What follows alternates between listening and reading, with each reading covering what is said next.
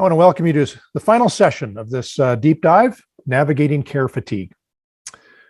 We're going to take time in this final session to just talk about one particular vital element in how it is that we navigate in concert with others the issue of care fatigue.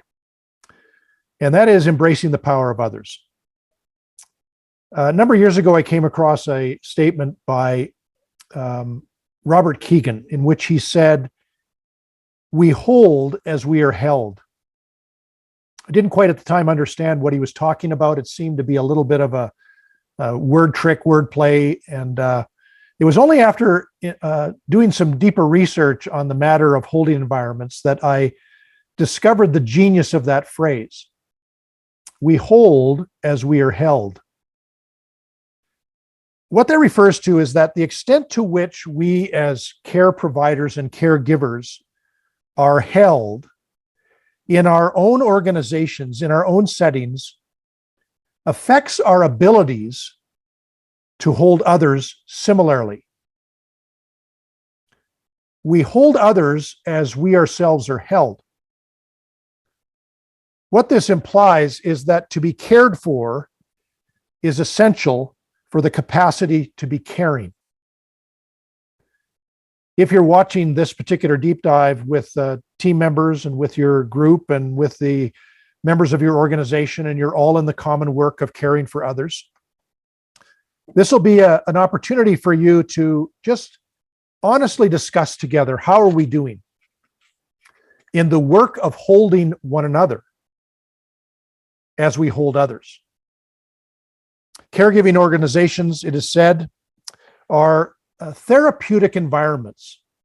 They are hopefully healing environments in which the capacity of patient care depends on the extent that an institution as a whole becomes therapeutic or healing.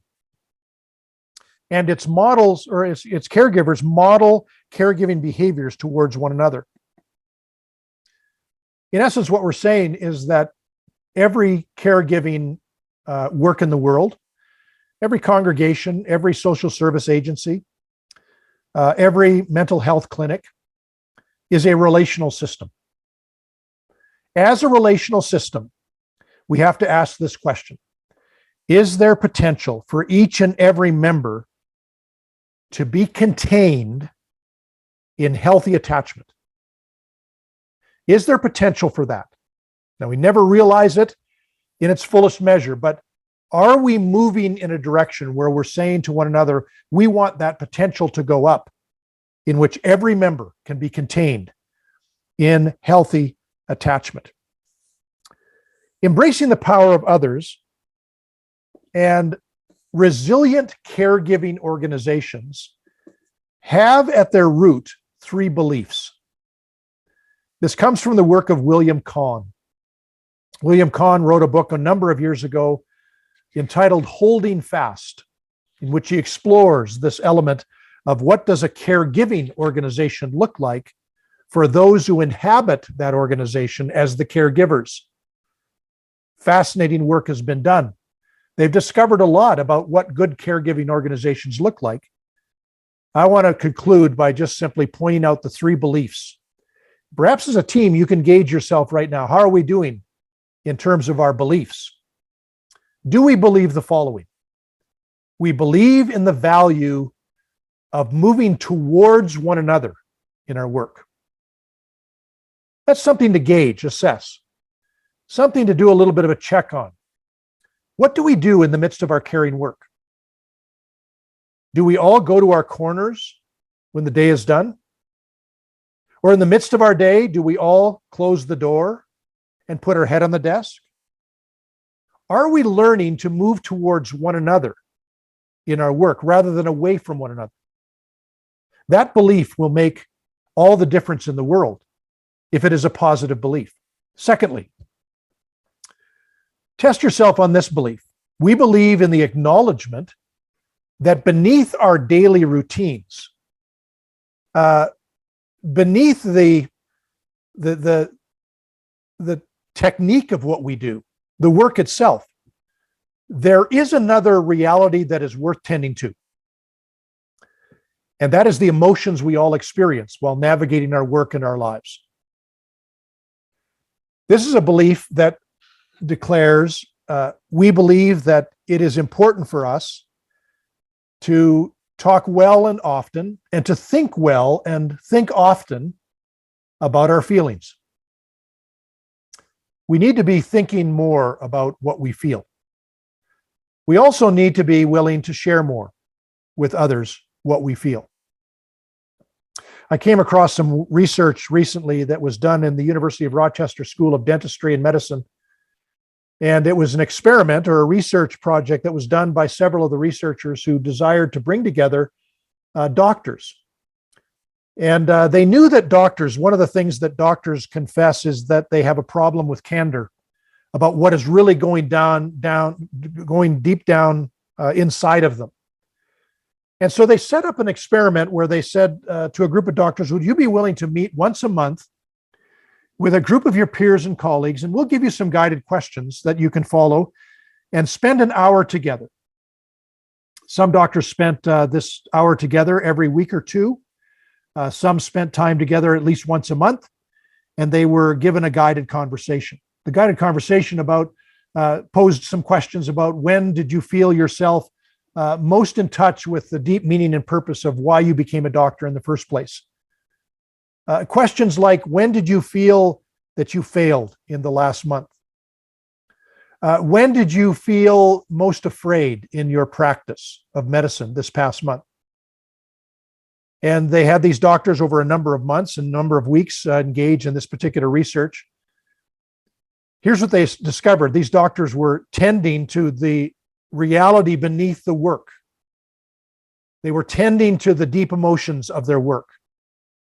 When they felt they were pulled towards their calling, when they felt they were being pulled away from their calling. And they discovered something over the course of time. These doctors themselves were healthier. All the scores of blood pressure, all the scores of stress release of hormones, all the scores related to even issues of general well-being, all those scores were much healthier, much better. Simply because they were tending to things they often didn't tend to. This is actually a health-giving step. Then thirdly, the third belief is this: we believe in affirming one another and that our lives and work can be meaningful and comprehensible. Some days it feels a little fuzzy and complex and incomprehensible, but we believe in affirming one another, that the work we're doing in the world is that good work that we are to give ourselves to and not flag on, not become weary in the doing of that good, staying at it, but also appropriately caring for ourselves and caring for one another in the midst of it. This return again and again to the meaning of our work becomes very, very important in mitigating the effects of care fatigue. So in this final analysis and final session, I want to just encourage you to embrace the power of others. When we are in caring work and we are alone, it is very, very likely that we are going to experience care fatigue much, much faster. But when we are in this work together, we're able to navigate in concert and collaboration and in a caring way with one another. And in that way, wear those sandals with greater skill and effectiveness. So as we wrap up this particular deep dive of navigating care fatigue, we just want to encourage you in your work. It is very, very important work in the world. In fact, the New Testament scriptures, if you read between the lines and read carefully in many, many of the letters of Peter and Paul, there is an appeal that our work in the world is to do the good work that God has given us to do. What is the good that needs doing in our world was an old Puritan question that they would ask of people. What is the good work that needs doing in your world? See what that work is and be about doing it. But in doing that work, we need to realize we're embedded in these bodies of ours, in these minds of ours, and these emotional makeup of ours. And all of those things have limits. And so we need to take care of ourselves, take care of one another. And in so doing, we have greater endurance, greater perseverance, greater resilience to be about that good work that needs to be done in the world. Our good God has called us to follow his lead and be about the doing of good. Let's not grow weary in that doing of the good. There is a harvest that will come. Let's just do it in a way where we are as healthy and as vibrant and vital as we can be. That involves tending well to the work, but also tending well to the work of self-care and care for one another. God bless you as you do this work in the world. And at Crest Leadership, we thank you for joining us.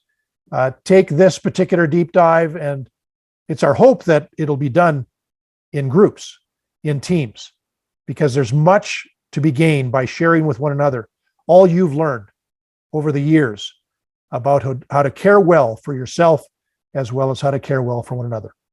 God bless you, and we'll see you along the way.